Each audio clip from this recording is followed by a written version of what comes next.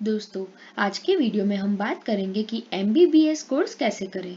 दोस्तों, अगर आप MBBS कोर्स करना चाहते हैं तो सबसे पहले तो आपको ये जानना होगा कि MBBS डिग्री क्या है, MBBS का फुल फॉर्म क्या होता है, MBBS की पढ़ाई करने के लिए आपकी योग्यता क्या होनी चाहिए, MBBS कोर्स करने के लिए एडमिशन कैसे लें, इंडिया में MBBS कोर्सेज के लिए टॉप कॉलेजेस कौन सी है, MBBS कोर्स करने के लिए आपकी एज लिमिट क्या होनी चाहिए और इस कोर्स की फीस कितनी होती है, करियर अपॉर्चुनिटीज आपको क्या मिलती है और सैलरी कितनी मिलती है, ये सारी जानकारी आपको मैं देने वाली हूँ। तो एंड तक मेरा ये वीडियो जरूर देखें। तो चलिए दोस्तों, वीडियो को शुरू करते हैं।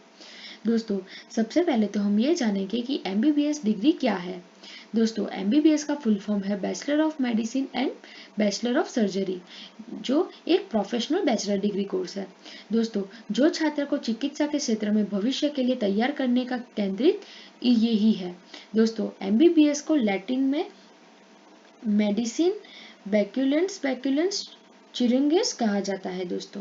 दोस्तों MBBS डिग्री क्या है? तो दोस्तों, जैसे कि नाम से पता चलता है कि दो अलग अलग डिग्री है जो एक डिसिप्लिन में इंटीग्रेटेड होती है और व्यवहार में एक साथ प्रस्तुत की जाती है। दोस्तों, इस कोर्स की अवधि 5.5 साल तक की होती है और इनमें 1 साल की इंटर्नशिप शामिल है।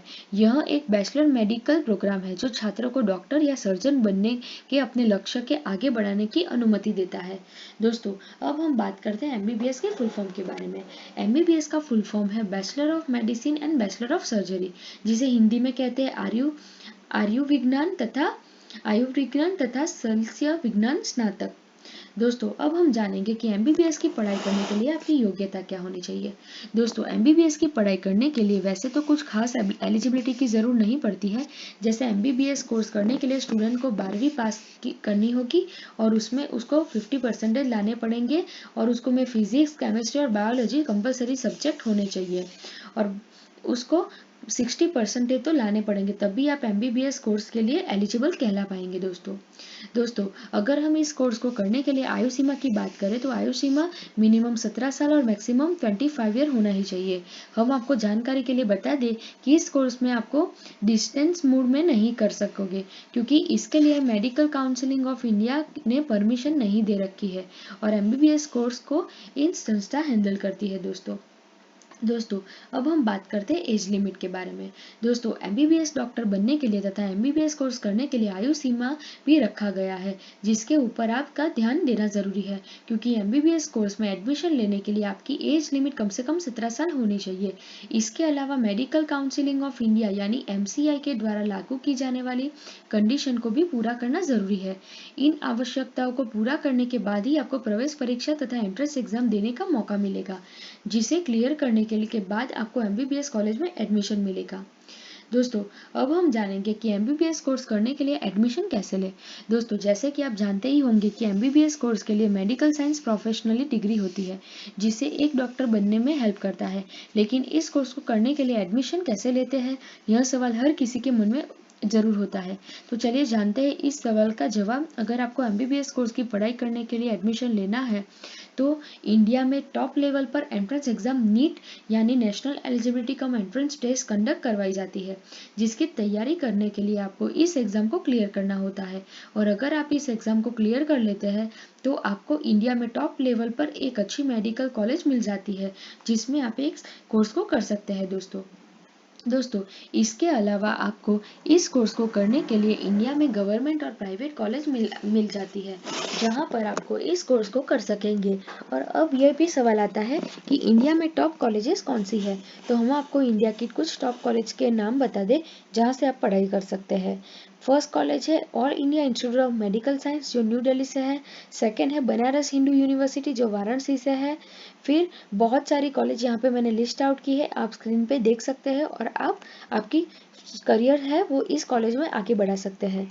दोस्तों, अब हम जानेंगे कि MBBS कोर्स की फीस कितनी होती है। दोस्तों, भारत में MBBS का कई सारे कॉलेज मौजूद है।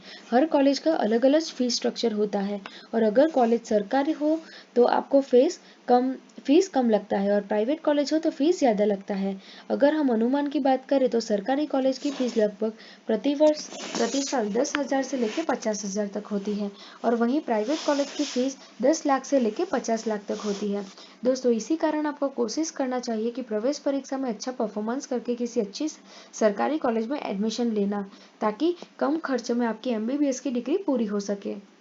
दोस्तों इसके बाद कहीं कोर्स को करने के बाद आप गवर्नमेंट या प्राइवेट हॉस्पिटल में नौकरी प्राप्त कर पाएंगे।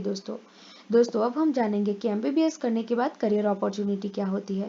दोस्तों एमबीबीएस कोर्स पूरा करने के बाद आप चाहे तो मेडिकल साइंस में एमडी या एमएस जैसे पोस्ट ग्रेजुएशन कोर्स के लिए अप्लाई कर सकते हैं, या फिर आप इस क्वालिफाइड डॉक्टर के रूप में काम कर आपका शुरू कर सकते हैं।